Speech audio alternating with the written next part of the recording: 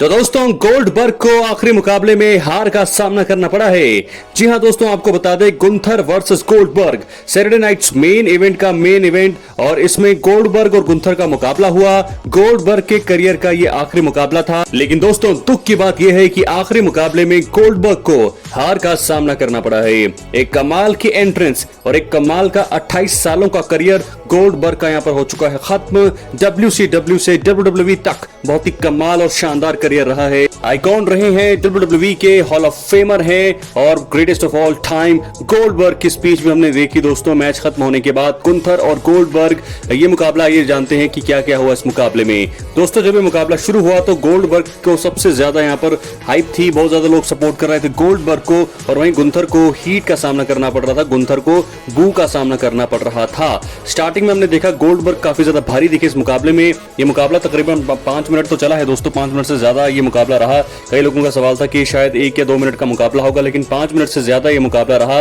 और उसके बाद धीरे धीरे जब ये मुकाबला आगे बढ़ा तो गोल्डबर्ग की जो कमजोरियां थी वो सामने आने लगी। उनके घुटने में, दोनों ही घुटनों में उन्होंने कुछ लगा के रखा था, जिसे जो है गुंथर ने पहचान लिया और गुंथर ने उसको निकाल के बाहर फेंका और बहुत ज्यादा तकलीफ में दिखाई दिए दोस्तों गोल्डबर्ग। हालांकि जैसा कि मानो कि वो लड़ना तो चाह रहे हैं, पूरी हिम्मत वो लगा रहे हैं, लेकिन उनका शरीर उनका साथ नहीं दे रहा था। तो ये चीजें हुई इसमें आखिरी मुकाबले में। गोल्डबर्ग की बहुत सारा उन्होंने कोशिश करी कि वो गुंथर को हराएं, चैंपियन बने, लेकिन ऐसा हुआ नहीं। और एक आखिर में जो है, स्टार्टिंग में जब हमने देखा जब गुंथर ने गोल्डबर्ग को एक चॉप मारा था तो उस चॉप का कोई भी फर्क नहीं पड़ा गोल्डबर्ग को, लेकिन उसके बाद धीरे धीरे जब मैच बढ़ता गया तो दिक्कतें परेशानियां गोल्डबर्ग के साथ भी बढ़ती रही, क्योंकि 58 साल के गोल्डबर्ग हैं। तो ऐसे में जब वो अब इतनी प्रैक्टिस नहीं करते, इतनी ज्यादा तैयारियां, इतनी ज्यादा रेसलिंग को नहीं करते, तो ऐसे में दिक्कतें परेशानियां तो आना लाजमी थी। तो धीरे धीरे दोस्तों हमने देखा कि गोल्डबर्ग ढल रहे थे। गुंथर, जितना बड़ा ये मुकाबला हुआ और गुंथर को उतना ही ज्यादा यहाँ पर फायदा होना था, और ऐसा हुआ।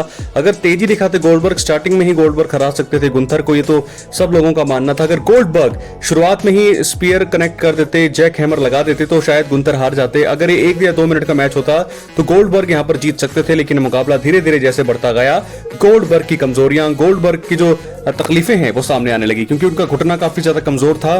तो दोस्तों ऐसे में यहाँ पर ब्लॉक किया गोल्डबर्ग को गुंथर ने, ब्लॉक करके ही एक जो सबमिशन होल्ड होता है उनके गले के ऊपर, गर्दन के ऊपर, गर्दन से सर पकड़ा हुआ था, और तब जाकर के वहां से हार का सामना करना पड़ा। एक बेहोशी हो गए गोल्डबर्ग और बेहोश होकर के उनको ये हार का सामना करना पड़ा है। तो गोल्डबर्ग को आखिरी मुकाबले में मिली है हार, गुंथर ने हरा दिया है गोल्डबर्ग को, चैंपियनशिप कर ली है अपनी रिटेन। आखिरी मुकाबला गोल्डबर्ग के करियर का हार के साथ हुआ है खत्म। क्या है आपकी राय, अपनी राय कमेंट बॉक्स में जरूर दें।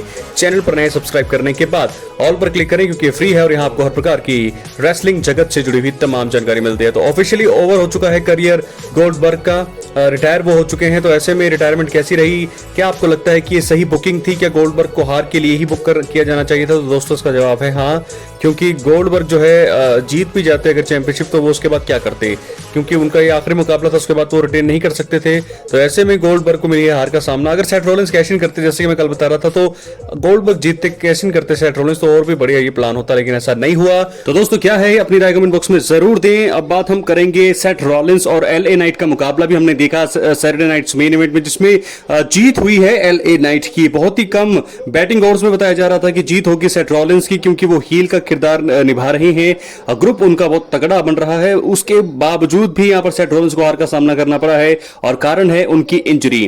तो एक बार फिर सेथ रॉलिंस को इंजरी का सामना करना पड़ा है। सैटरडे नाइट्स मेन इवेंट में जीत हुई है LA नाइट की, उसी का उन्होंने फायदा उठाया। और पॉल हेमन रिंग साइड में बहुत ज्यादा हैरान थे, परेशान थे, क्योंकि सेथ रॉलिंस का जो किरदार है वो एक हील के तौर पे काम कर रहे हैं, और उनके साथ जो है उनका ग्रुप है, ब्रॉन्सन रीड है, ब्रॉन ब्रेकर है, लेकिन उसके बाद भी सेथ रॉलिंस को हार का सामना करना पड़ा है। LA नाइट ने हरा दिया है सेथ फ्रिकन रॉलिंस को।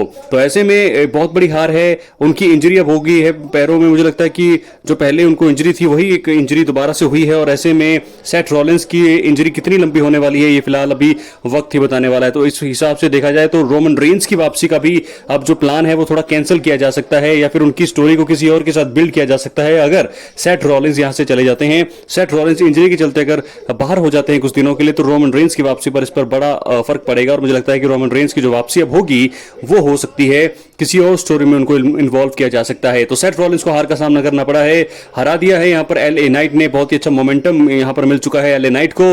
बहुत बड़ी हार यहाँ पर सेथ रॉलिंस की।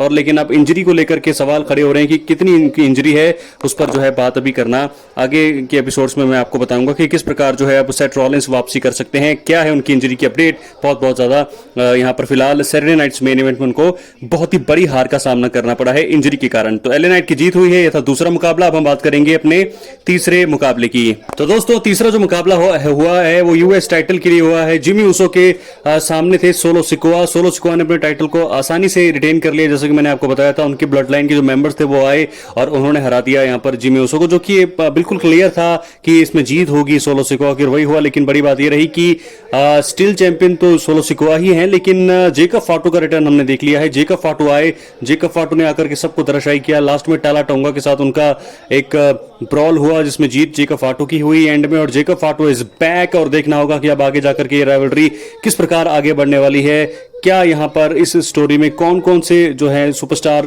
जेकब फाटू के साथ जुड़ेंगे, क्या होने वाली है रोमन रेंस की इस फ्यूड में एंट्री, क्या लगता है आपको मेरे कमेंट बॉक्स में जरूर दें। हालांकि रोमन रेंस भी सैटरडे नाइट्स मेन इवेंट में नहीं आए हैं, ना कोई रिटर्न, ना कोई ब्रॉक लेसनर के बारे में कोई पता चली, और ना ही सेथ रॉलिंस ने कैश इन किया, बल्कि उनकी इंजरी हुई है। तो ये सारी बातें अगली की वीडियो में हम कवर करेंगे। लेकिन अब बात करेंगे अपनी आखिरी मुकाबले की। तो दोस्तों अब बात करेंगे हम आखिरी मुकाबला जो हुआ था ड्रू मैकिंटायर और रैंडी ऑर्टन का। ये जो आप देख सकते हैं लोगन पॉल और ड्रू मैकिंटायर साथ में आ रहे हैं, तो यहाँ से एक पूरा क्लियर था, कंफर्म था कि समर स्लैम के लिए मुकाबला सेट किया जा रहा है। इस मुकाबले में जीत हुई रैंडी ऑर्टन की, हार के उसे उन्होंने हरा दिया है ड्रू मैकिंटायर को। बैटिंग ओड्स पूरी तरह से गलत साबित हुए हैं। बैटिंग ओड्स के हिसाब से बताया जा रहा था कि सेथ रॉलिंस जीतेंगे, उनको हार मिली। रैंडी ऑर्टन की हार होगी, लेकिन रैंडी ऑर्टन को जीत मिली।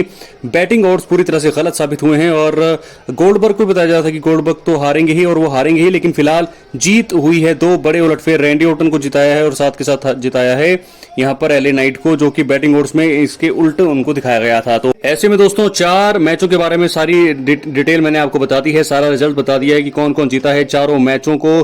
क्या लगता है आपको कैसा रहा ये शो? रिटर्न्स किसी का हुआ नहीं, तो सिंपल सा ये शो था।